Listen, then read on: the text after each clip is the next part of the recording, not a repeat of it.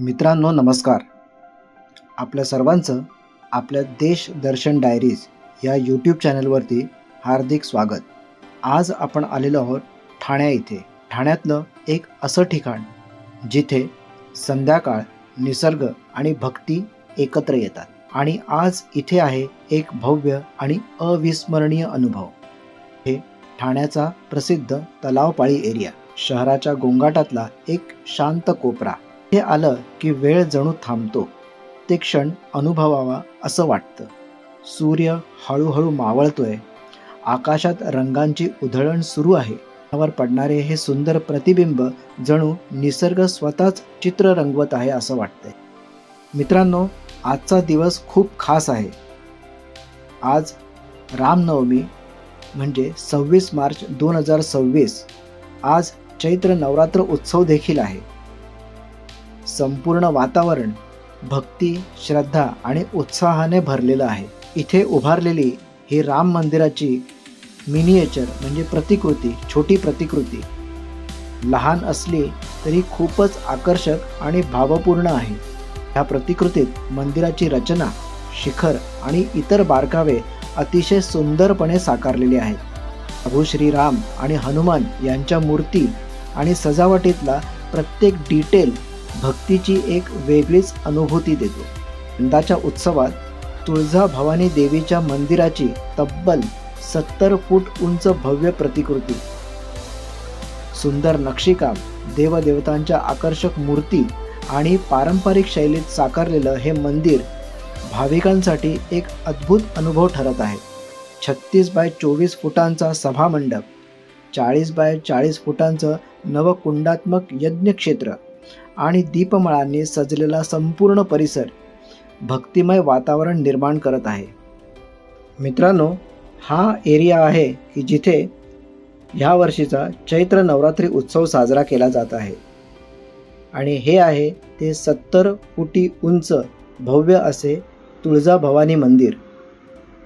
मंदिराचा नक्षीकाम इतके सुंदर केलेले आहे की जणू काही आपण प्रत्यक्ष मंदिरातच इथे उभे आहोत असं वाटतंय. आणि हा जो एक नृत्य प्रकार आपल्याला दिसतोय त्याला वाघ्या मुरळी नृत्य प्रकार असे देखील म्हटले जाते. ह्याला आपण देवीचा गोंधळ असे देखील म्हणतो.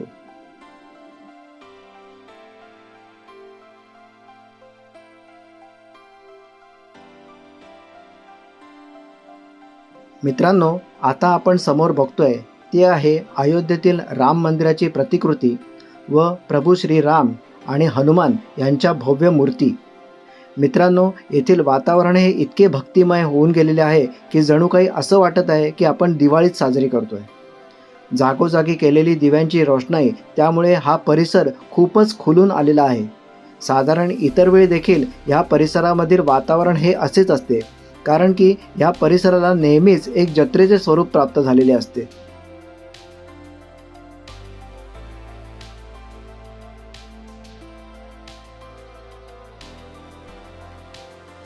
आता हा जो तलावपाळी एरिया हा रात्रीच्या वेळेत किती सुंदर दिसतोय हे बघा. मित्रांनो, हा एरिया फिरायला गेलात तर खूप मोठा आहे, पण अजिबात इथे फिरताना थकायला अजिबात होत नाही. मित्रांनो, व्हिडिओ आवडला असल्यास व्हिडिओला नक्की लाईक आणि शेअर करा. आणि चॅनलवरती नवीन असाल तर चॅनलला सबस्क्राईब देखील करा. आणि व्हिडिओ शेवटपर्यंत नक्की बघा. आणि इथूनच अगदी जवळच आहे गडकरी रंगायतन, मराठी रंगभूमीतील एक अत्यंत महत्त्वाचं नाट्यगृह, ज्याचं नाव महान नाटककार राम गणेश गडकरी यांच्या स्मरणार्थ देण्यात आलं आहे. इथे अनेक नामांकित कलाकारांचे नाट्यप्रयोग सादर होतात आणि ठाण्याच्या सांस्कृतिक परंपरेचं जतन इथूनच होतं.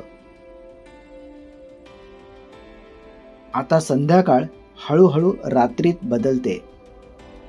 लाईट्स लागल्या आहेत आणि तलावाचं सौंदर्य आता आणखीनच खुललं आहे.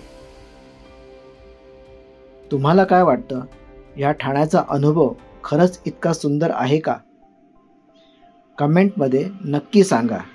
आणि अशाच सुंदर व्हिडिओसाठी चॅनलला सबस्क्राईब देखील नक्की करा.